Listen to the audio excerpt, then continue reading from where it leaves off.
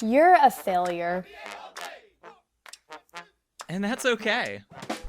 Hi, I'm Dan. And I'm Alicia. And we're failures too.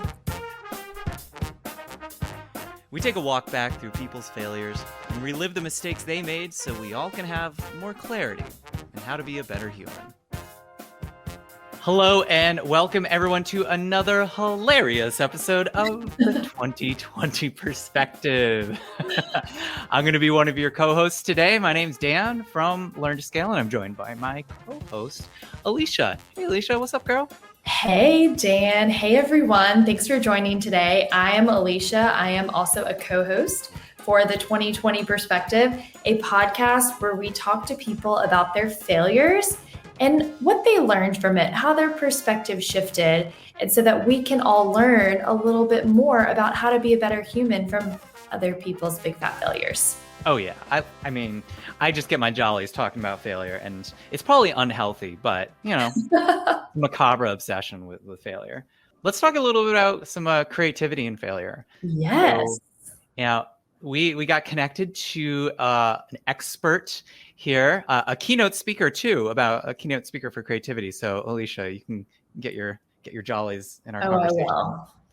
And we're going to be chatting today with Dr. Caroline Brookfield, who is not only a creativity speaker, but also a veterinarian and also a stand-up comic.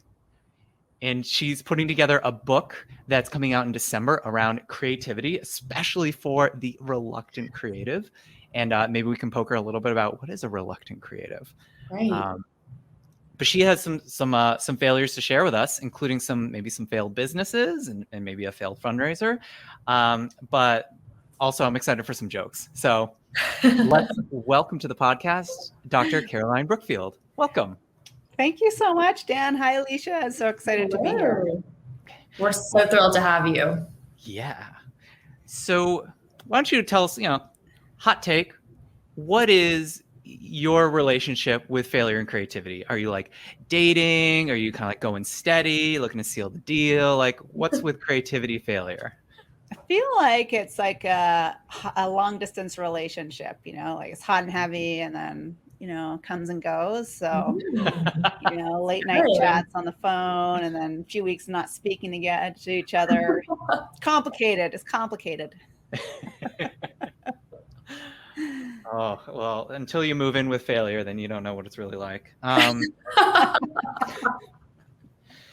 So tell us a little bit about yourself. I mean, a veterinarian and a stand-up comic and a speaker on creativity. How did that happen? Like, tell us a little bit. I would love to know the trajectory of Caroline Brookfield. The dots going forward or backwards or whatever the case. Yeah. So when I've always wanted to be a veterinarian, and I'm Canadian. We say it slightly differently. I can't say vet because then people thank me for my service. And when I moved to the US, I was like, oh, you're welcome. Like I love animals, but they weren't talking about veterinarians. So, it was my bad.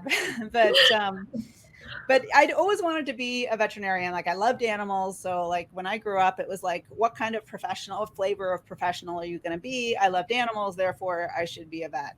Mm-hmm. And, which was great. I loved science. And then when I got to high school, I really started loving like improv and photography. And I thought, well, maybe I could be an actor, but I didn't really want to be broke all my life. And I didn't think I was that talented. And then I thought, well, I could be a cinematographer because I really love photography, but there was no internet then, which I'm dating myself. So I had no idea how to find out how to be a cinematographer. And so it actually seemed ironically much easier just to become a veterinarian because there was like, steps. So I did. It's been, I still work as a veterinarian. I love it. I love the science, the problem solving, but I had this theme that kept coming up in like the 20 something years since I graduated, which was like this reconnection to this love of performance. Mm-hmm. And I had a corporate job where one of my jobs was speaking and I loved it. And everyone's like, oh, I hate public speaking. And I thought, well, that's kind of a clue. If I like it and other people hate it, maybe I should do that. And then I kind of discovered this whole concept of creativity and the research behind everyday creativity and all the benefits it gives you, both just as a human being, but also, in your work and professional life as well. So that's the 10-second life history.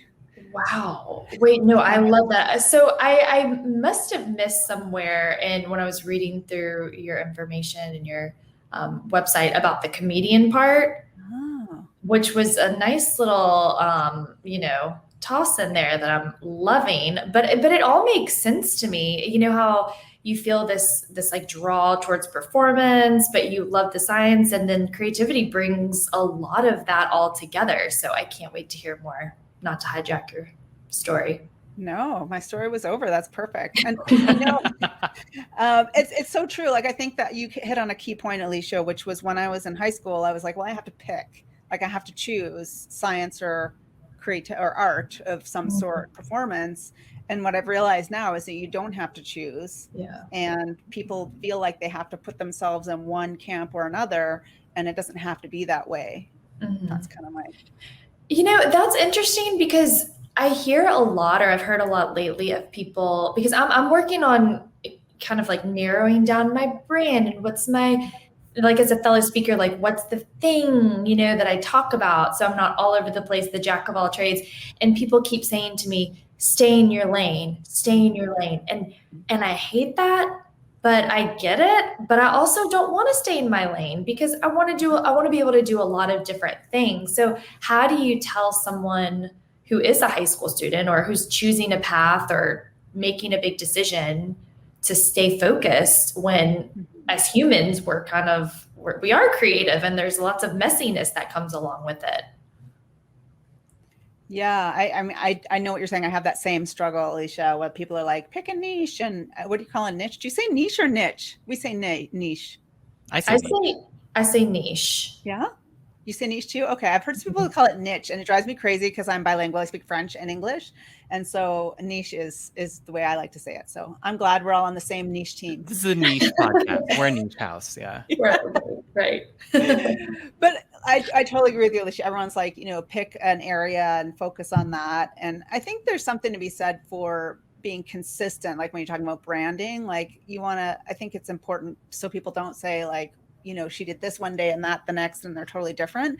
But I think that you just have to, especially when it comes to something creative, like a brand or speaking, you also have to do what's in your heart and what is your gift, which is creativity, is our deep, deep human gift to the world. And I don't think you can fake that either. So I don't know. Yeah. Was that your question? I don't remember. I have ADHD too, which we didn't talk about. So like legitimately. Me too. Don't we all have that? Yeah, no, I'm on medication for it. So it's all good. Yeah. But So, I mean, you got to explore a few niches because you said you had a jewelry business, you had something else.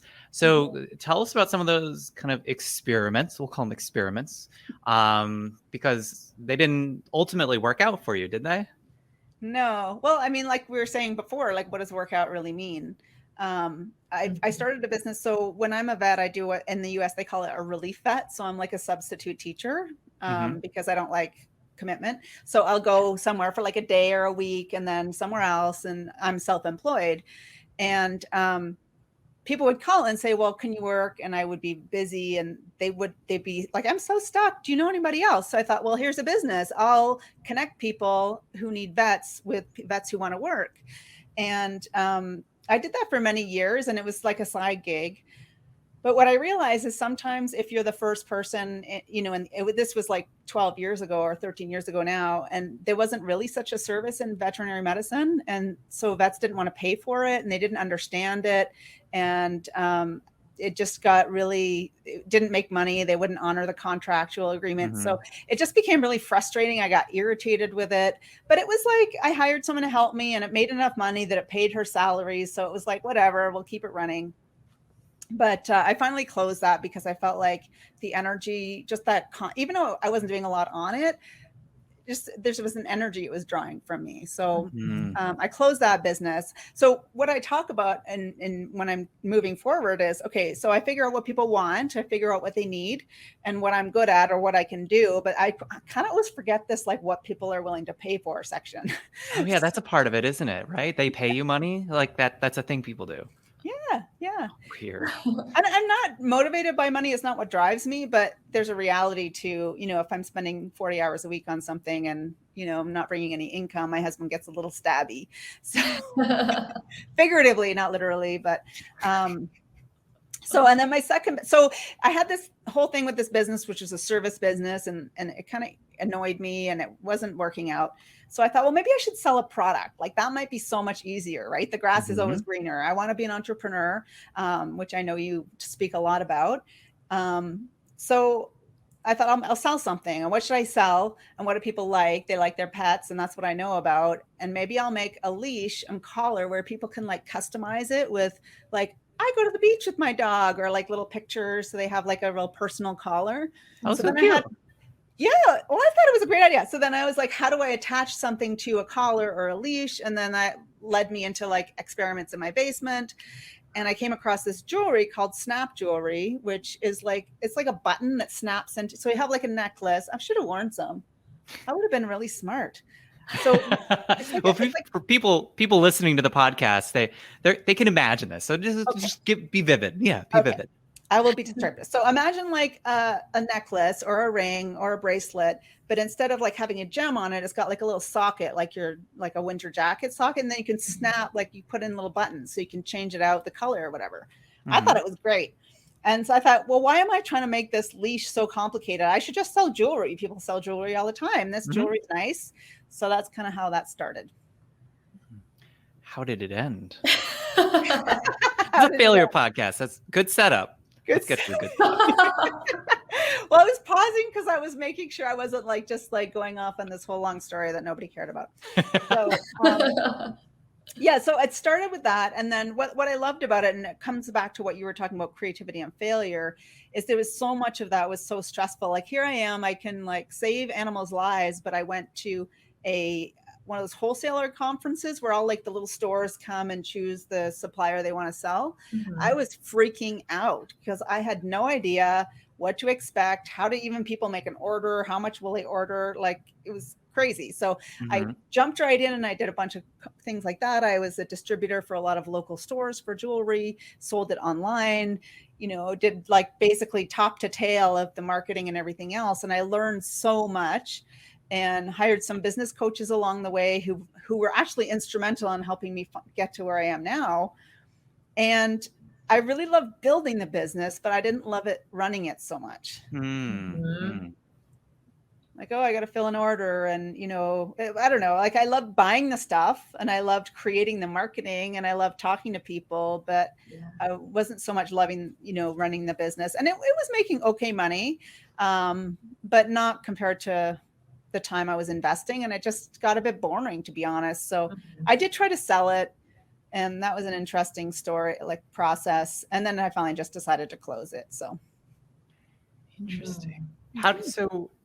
I'm fascinated by your, the decision process that you went through, because it sounded like this business wasn't fulfilling to you like it originally was. And that to you was the failure here, is that you built this thing and then you're like, this ugly baby is kind of ugly, but I guess it's mine. And then you're like, well, I actually don't want it anymore. And how do you how'd you move through that? How'd you like be okay with, saying goodbye to your jewelry business? Yeah, actually, Dan, that's a really good question, because it was a process and some of it is this opportunity cost. So I made some poor decisions in the beginning on inventory, because I was like, I like this and I like that. And I ordered way too much stuff. So for a while it was like, well, what am I supposed to do with all this stuff if I close my business? Like really, that was one of the things that was hanging me up. And, at some point I just had to decide like to cut my losses and move on, because sometimes you just got to get rid of the baby, right? Here's the bathwater and the baby. Toss it out. So, okay. I mean, I'm curious, where's all the inventory now? Oh, it's in my basement. It's just hanging out. Well, I've donated a lot of it. So like so some of the failures as well within the failure. Is that very meta? Like failure within the failure. It's like one of those like mirrors where you see yourself. Onion, just you dive again. So like I did a show where in Calgary here, we have Spruce Meadows, which is a world famous show jumping thing. And so I had a booth there to sell my jewelry, like a horse themed stuff. And I thought I should sell t-shirts. So like I designed, like, I don't know why. So I designed these t-shirts and made like 100 of them and sold 3. So I had like 40 of these t-shirts in my basement, and I kept like, it was a drain. Like it was a reminder of like the stupid decision. And it was just like taking up room, but I didn't want to throw them away because I don't like to just throw things in the garbage. So, so I donated a bunch of things like that. So okay, I'm following along with you, and I relate so much to the things that you're saying because, as Dan knows, I'm like the idea person. But what's different is you execute on your ideas. You're actually executing, which is very much not a failure. You're trying things, you're testing things, you're doing it, which is fantastic. What do you think is getting you to that point to just try it? Because what I think myself and many people struggle with is the fear of failure before starting something. And so you don't even engage in what the failure actually could be. And so how do you even get to the point where you're willing to take the risk to fail? Mm-hmm. Yeah. And that's one of the things that I've historically been good at. And people always ask, how did you just, some of the things I've done, like I took 1.5 years and backpacked around Asia and Australia. I do tend to just do things. But I'm a bit impulsive. That's probably related to the ADHD. And I think what I do a lot of is risk assessment. So like if the way I talk about stepping into execution or trying something new, it's pretty much across the board, regardless of whether you're going to paint a painting or you're going to phone somebody and you don't know how they're going to react. Like it's that same feeling of stepping into uncertainty. So whether I'm at like the top of a double black diamond run thinking like, am I going to die? Or whether I'm, jumping on a podcast with 2 wonderful people who I don't know how I'm going to perceive, to me, it's the same feeling, right? It's the same feeling of stepping into that uncertainty and that fear of failure. And maybe it sounds weird, but the movie, The Hangover, and there's that scene with is it Young or Jung, or I don't know how to say his name, Mm-hmm. where he's like, but did you die? Do you know that scene? Yes. So that's what I hear, like his voice. I'm like, but will you die? So like when I ordered, $600 worth of t-shirts, I'm like, well, I'm not going to die. I'm not going to lose my house. It'll be annoying if I lose that money. But I feel like I have this kind of break point where I'm like, okay, that's really a bad idea. And everything else is okay. I love that. You basically create this kind of this metric that you have a measuring tool to decide, is this worth trying or was it not?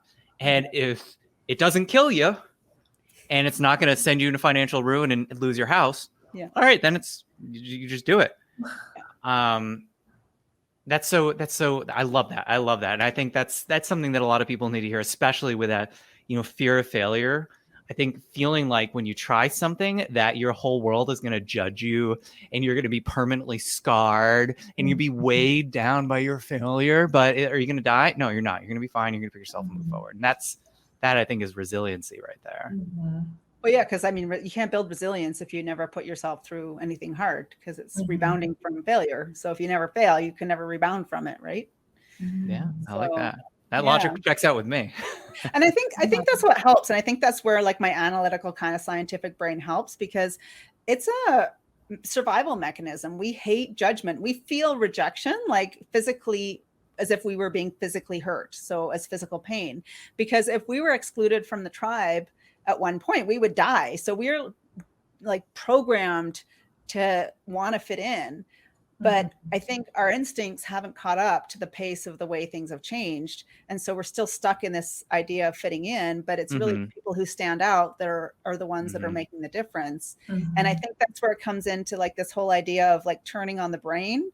like using your thinking brain to really assess the risk and say, okay, really people say, I can't believe you go and tell jokes on stage. I'm like, well, unless I'm in, well, you won't get the joke because like, unless I'm in, I don't know, San Diego. I don't know if San Diego is I love San Diego. I'm not going to die if I do stand-up comedy, right? Like there's like pretty unlikely I'm even going to get hurt. So why is it scary? Like, why is that so scary? Because logically it makes no sense. Yeah, yeah. It's interesting when you just said that. I'm wondering if everyone has their own flavor of, or like their own like flavor of threshold, like what is for you, it's this dime, like the worst case scenario. My dad's the same. He's in healthcare. He says, if I'm not on the stretcher, it's fine. It's not a big deal. So I'm like, well, that is not what I'm thinking of at all. I'm thinking of my threshold's a little bit different. So I guess maybe it's important for people to identify what is your threshold. This is this just word I'm throwing out here that you need to consider when you're taking a risk. Like, what's my threshold? What's that worst case, best case scenario? What does that look like? And then you can assess, am I going to take the risk? How risky can I get?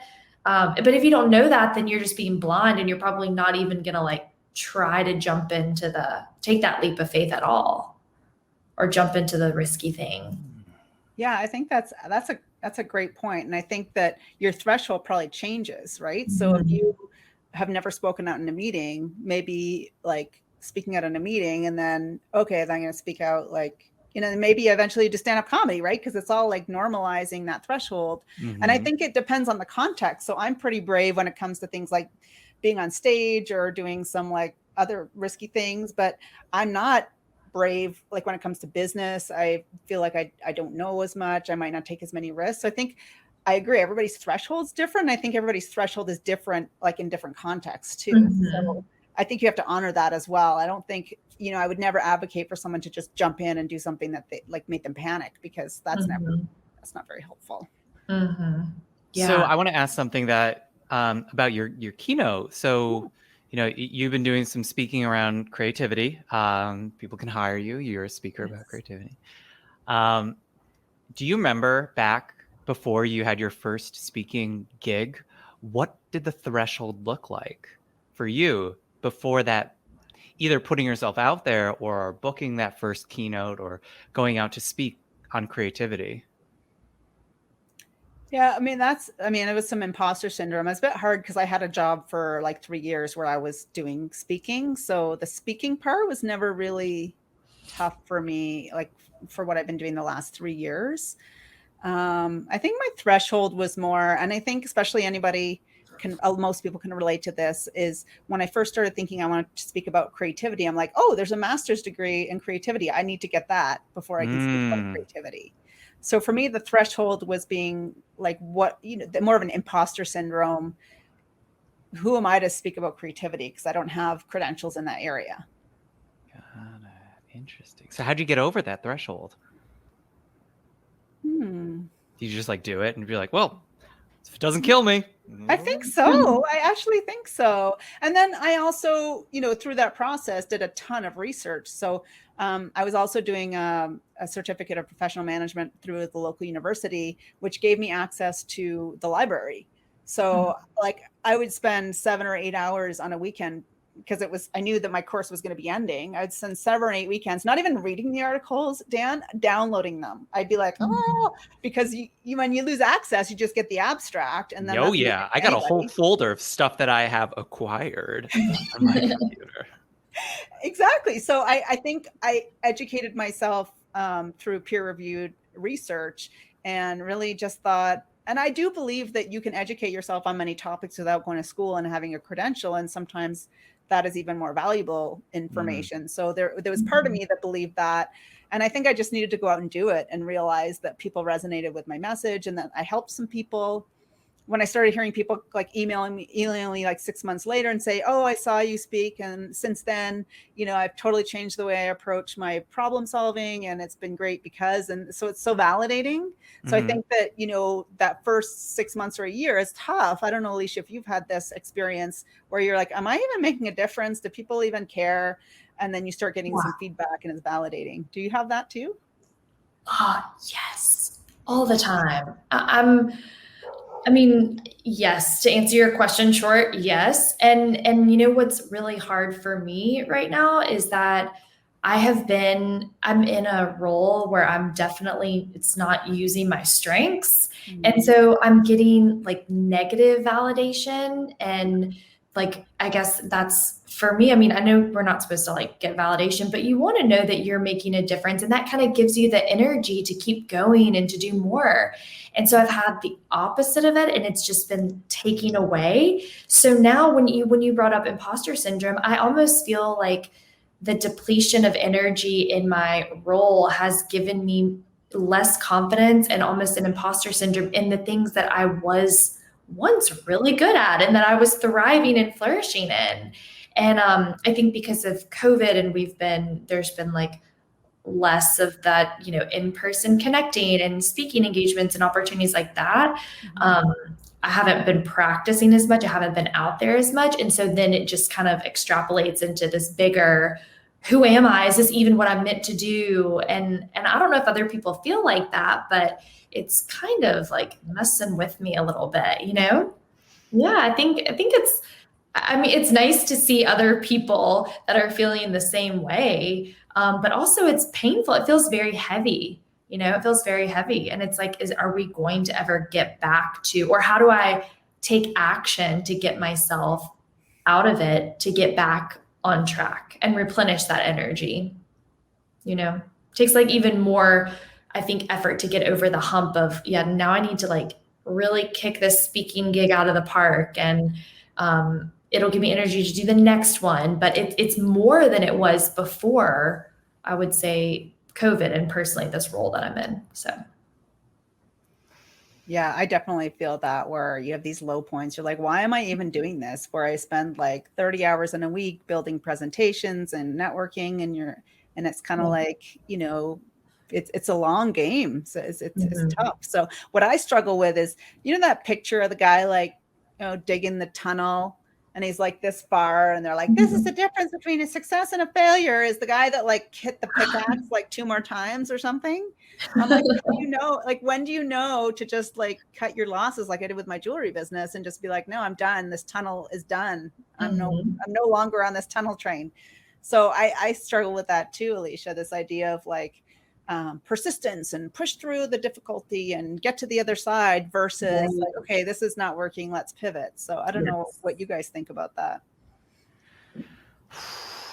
That's the charge of this podcast here, is to find that difference between success and failure, and both how to square it if you're on the failure side of the tunnel, and when to persevere or not persevere.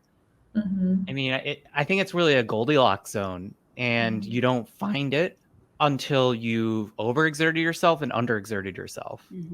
That's my hypothesis, is that, one, you'll never know how far you can go unless you keep going until it feels completely overwhelming, and etc. But I think there's probably a healthier way of figuring out when to walk away and when to stick it through. And I think that's dependent upon the community that you build around yourself. There's so many conversations we've had with people on the podcast.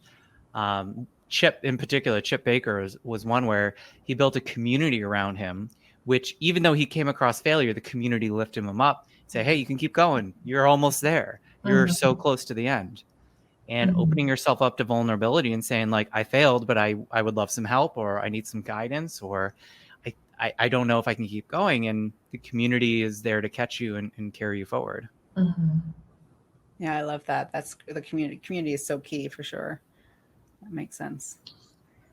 I think for me, one of the things that's helped as well is I'm lucky to be in a profession where I can work part-time and I can set my own schedule. So when I say what's the worst that can happen, I am not quitting my job as a veterinarian and getting very erratic income. I'm still working and building, okay, how many days a month do I need to work? So I think some of that kind of factors into your community ideas, like building yourself like a net, like some kind of support, whether it's like financial or, community, or how can you give yourself a little bit of buffer? So, you're like an OtterBox for your career, I guess. I don't know. An OtterBox for your life. Theoretically, the government should provide that, but let's not get into politics. Alicia, what do you think? My government's different, so we're good. Oh, that's true. No, I think that's so I'm going back to that threshold of like, when you say, okay, I've exhausted my efforts, this doesn't feel good. It's not just a challenge, it's me hitting the brick wall over and over and over. And like the universe is telling you, turn, move, do whatever. And I think that you have to listen to, well, this is for me anyway. I think I have to listen to what my body is saying. If I'm exhausted, if I wake up in the morning and I am dreading going to, do whatever it is that I have to do, or feel that pit in your stomach, you should listen to those signs, but also listen to your brain of, well, how long can I do this? Or why am I still putting myself through this? Is there a bigger purpose? Is there something that I'm trying to achieve? And then you can play with your logical brain and your body and kind of put it together to make the right decision for you. That's what I've learned. So don't always listen to it, but that's what I think is the right thing to do for me anyway. And listening to yourself to say, okay, I've done what I need to do or what I can do. Now it's time to go this way. And let's see what failures await us on this next path that I take. Well, it doesn't always mean you have to close that other door or shut that other path down. It might just be like, this isn't the way right now, right? So I think that's a really good way to do it. And traditionally, I've never been very good at that. I've always been like this thinking here up. So that's something I'm really working on, is connecting with that deep intuition. But then as a scientist, I'm like one of these people, but I like to debate. So, I mean, I love this idea of like, how do you know it's your gut versus like an unconscious bias or like a programming that's showing up? Because if it's unconscious, you don't know you have it. So when do you call something like intuition? But maybe it's not intuition. Maybe that's just, some kind of unconscious belief you have that's not serving. Anyway, that's a whole nother conversation, I guess. Well, I think it leads naturally into, something that you've been working on. We chatted before. You're writing a book, and it's due to come out in December. And you are doing something around reluctant creatives. Can you just like unpack that a little bit and tell us like, what do you mean by reluctant creatives, and what are you recommending for those that are reluctant creatives? Well, I mean, that's the title I'm still playing around with. We're still figuring that out. But the reason I call it the reluctant creative is this idea of so many people in professional or scientific or very analytical, data-driven fields who feel like, creativity is for grandmas and little kids, and we've been programmed to get things done and be productive.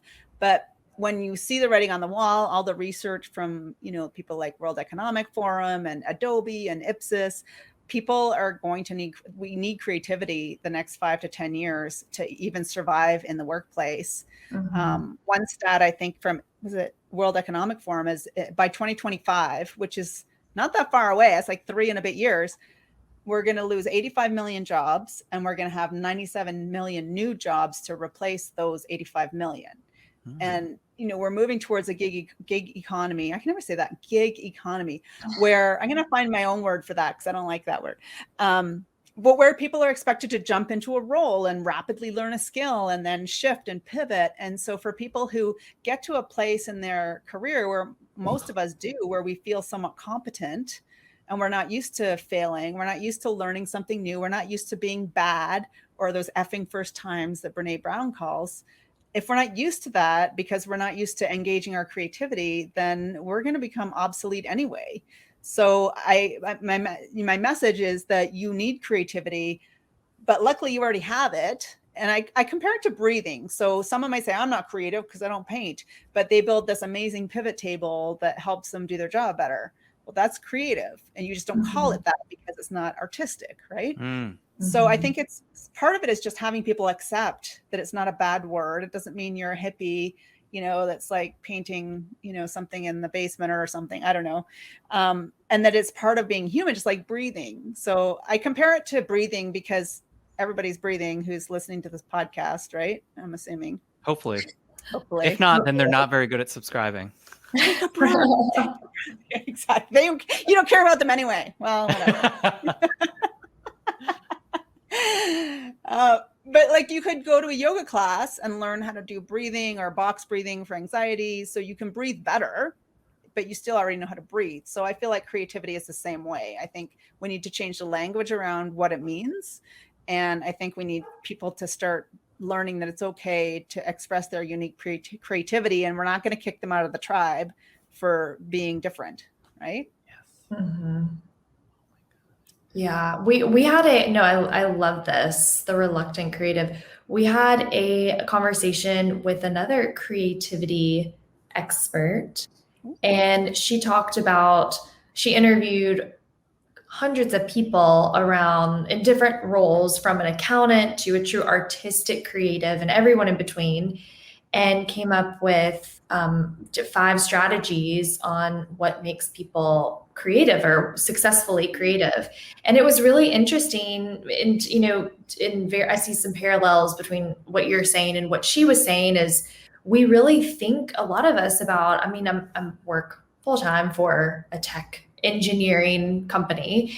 And so we don't think of that type of industry being creative, but truly some of the most creative output comes from this company, because without it, we wouldn't be able to have our podcast, going. We wouldn't be able to use our computer or create the art that we're creating through, our conversation.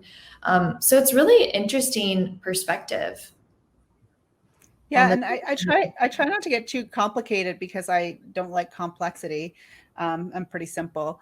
And so I just came up with like 5 habits, because how do I teach someone to be creative if they're already creative? It makes no sense. So in my book, I talk about 5 easy ways you can engage your own creativity every day, and it spells the word dance. So I'm like, if you forget what they mean, you can just dance, because that's creative too. That is cool. Will you share with us what they are? Or at least a sneak peek of your favorite one? Yeah. So they stand for, so it spells dance. So it stands for daydreaming, ambiguity, which is comfort in the unknown, novelty. So like, and that, that goes into a whole nother conversation about diversity and, not making sure that you're not staying in the same group of people. Curiosity, being vulnerable and humble enough to be curious, and editing later, which is don't edit your ideas as they're coming. You should always create and then edit. You should always edit, but not at the same time. Right. Yes. That free flow of idea generation and not be your own judge. Just like let it come out. Ooh, dance. I love that. Yes. I'm into this. I'm so into this. I'm a big proponent of kind of untethering yourself from practical get work done life and just allowing yourself to be. But I love not the structure, but kind of the scaffold that those different types of habits really encourage you to explore. Even something like daydreaming, we live in, there's a very great Bo Burnham song from his special Inside, is that the internet is a little bit of everything all of the time. And it's so easy to feel like every moment must be filled. Yeah. And you don't have the space to daydream, to be open, to just let things happen and kind of untether yourself from everything. I mean, when I take the dog for a walk, I like plug in my earbuds and I listen to a podcast because it has to be productive, right? Yes. But that might be the most generative time of the day if I allow myself the space to disconnect and daydream.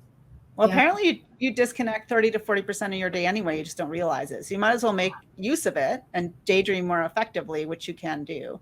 Don't tell my boss.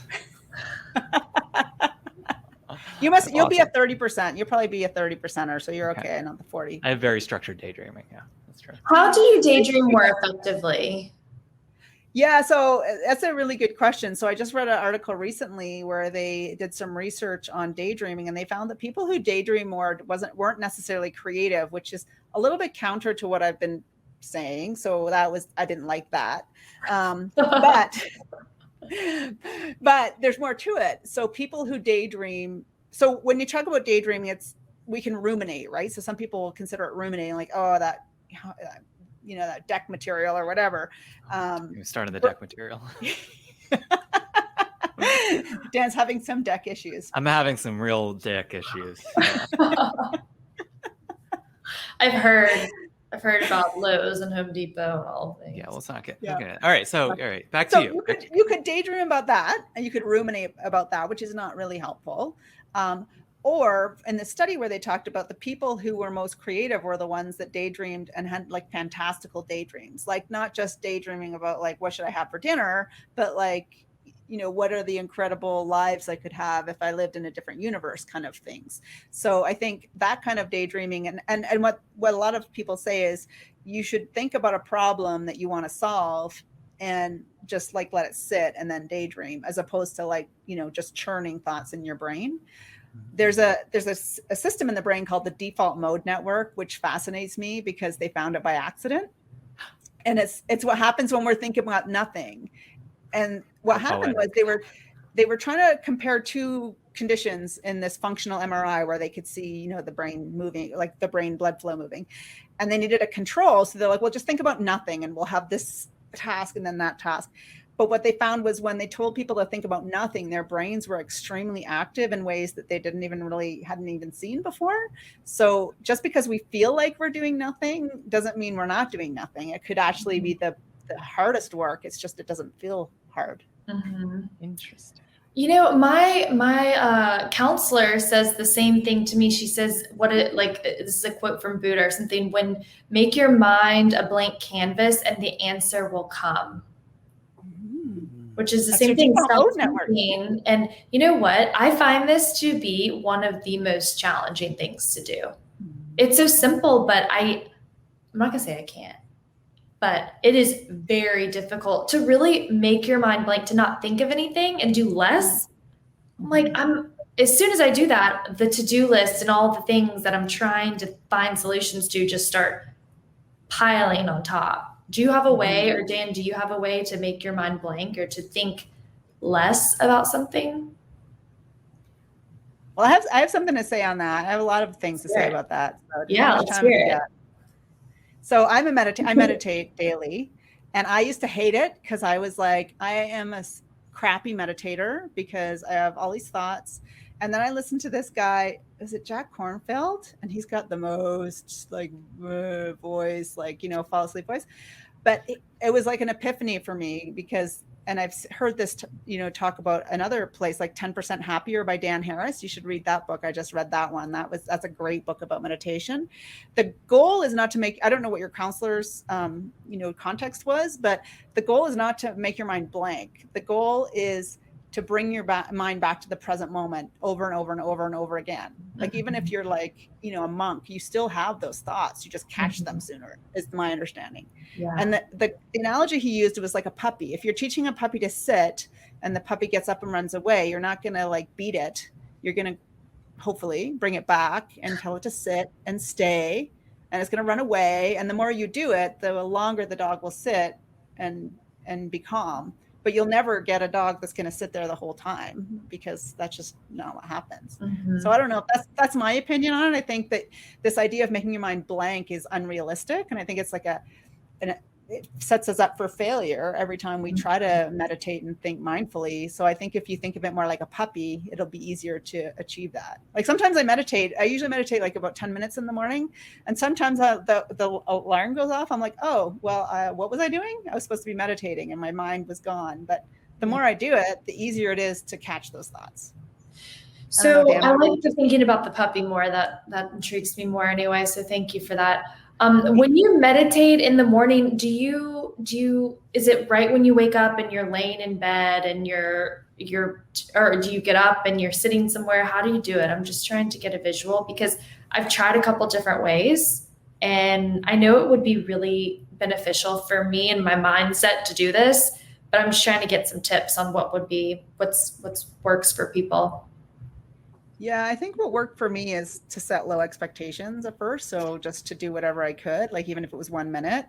I do have a meditation cushion. So that is a bit of an anchor for me. So I kind of grab it out of all the places, because I have kids and a busy household. I do it in my walk-in closet. So, and I do a Zazen style meditation. So it's an open-eyed meditation. So like I'm seated on my meditation cushion, and then you just kind of like you have everything, your posture, and then you just look down at a 45-degree angle, and that's it. And you just be. Yeah. Setting the alarm helps. Sometimes I'm like running and I'm like, oh, I don't have time, but I'm like, I can do 2 minutes. So I set the timer for 2 minutes. So I think low expectations is helpful. I don't think I could do it when I first woke up, because I'd forget. And then I don't know. I usually do it like after my shower or before, like right before I'm getting dressed in my pajamas or something like that. That helps. Yep. I think that's great. And you're the second person who has a meditation cushion. And fun fact, it was Rose, the creativity strategist, also had a meditation cushion, and she said it had a special smell to it too. Oh, it was like a lavender something. So like because I mean I think that's great, because the olfactory senses is something that is really like tied deep into your amygdala, really tied deep into your psyche. So if a smell can bring you to a place with your puppy and your attention, then that's just another tool to help focus your mind and just kind of let go of the noise and just be. Yeah. And the other thing you could do is you could go to San Diego and shoot sniper rifles and meditate with Dr. Douglas Brackman, which was really fun too. Sounds like a blast. Oh, it sounds like a firing line. So how can people get in touch with you and learn more about your book? You're doing these like weekly dares. Is that right? Yes. What do you mean by dares? Like, I love a challenge. So tell me about this dare stuff. Yeah. So every month leading up to December, which is when the book will be released, hopefully, as long as it doesn't fail, I'm doing a different theme. So to support each of the acronym dance. So August was Daydream. September is Ambiguity. And I thought, well, what could I do to kind of help people get into a practice? Because that was one of the things I struggled with speaking is, am I really going to influence change in someone's life if I just go speak for an hour and then never see them again? So, creativity ties into this idea that we talked about of stepping into uncertainty, whether it's drawing something or creating something or, changing careers or anything. And so how do we start taking these little risks and realizing that nobody cares that much about what you do and you're not going to die? So this past week, the dares I've done is like lie in the grass in a park and just stare at the sky.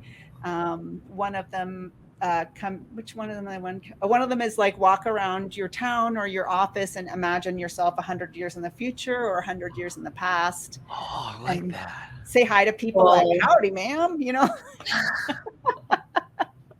Although maybe they do that in Dallas anyway. I was going to say, I say howdy like regularly, so I got to pick another word, but yeah. Top of the morning to you. Howdy, mate. Yeah. What are some other ones? So like a little spoiler, one of the ones I haven't done the video for it yet is to go in, and apparently this was a thing a while ago, and I don't have any idea because I don't keep up with pop culture, but asking a barista, like, just make me something. I don't know what it's going to be. So something for ambiguity to just do that. What are some other ones I've done? Oh, tell a story like it really happened, but it didn't happen. Like something. Just lie. Yeah, just lie. I love that. Actually, that is so. A week or so ago, my friends and I went to a light show. I'm gonna call it a light show at our local zoo, which is up the street from me. And you'd go and you walk around and et cetera. And we decided that we were going to try and tell people fictional stories about ourselves. Yes. And just go in and just come up with these alternate personas and just talk to people in the light show and be like, it's really fascinating from like our trip to South Africa, where we spent some time with the tigers and really got to know their pride and understand and just like make up stories. And that, even just the idea of doing it was invigorating. It made me feel like there's so much more possibility that I could inhabit a totally fake persona, harmless, but it makes life worth living. Well, it makes you more creative and, not to be a downer on the science, but that's why diversity and people who read, I always get this wrong, fictional books, people who read books that aren't true. No, nonfiction should be not true.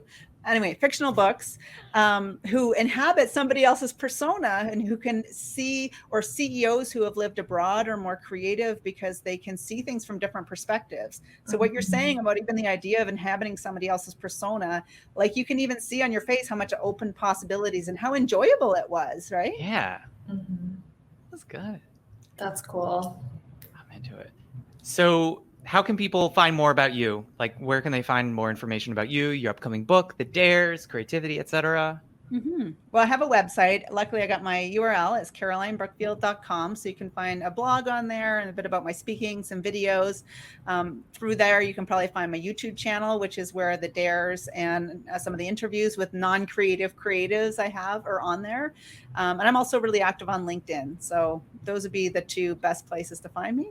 And I'd love to hear from you. Well, I had a blast this conversation. I can't wait to go out on the street and start lying to people. Expressing my creativity. Alicia, you got any final questions? No, just maybe any final thoughts, Caroline, that you would like to share with listeners about creativity and failure? I think it's like anything, just start small and just take tiny little chances, because you'd only get better at things that you do. You can't get better at things by imagining you doing them. So just taking tiny risks, whatever that might be, whether it's speaking out at a meeting or, painting a picture or even singing to your kids. Those are all little things that the more you do, they add up to this resilience and not worrying so much about failure, because you've done it so often, you don't really think it's going to be the end anymore. Thanks to No BS Brass Band for the bangin' show music. Check them out at nobsbrass.com. And if you want to join any of our live shows, follow us on Facebook at the 2020 Perspective. That's 20/20 Perspective. As always, make sure to subscribe on your favorite podcast player so you can get the latest failures delivered right to your ears. And may your failures be spectacular.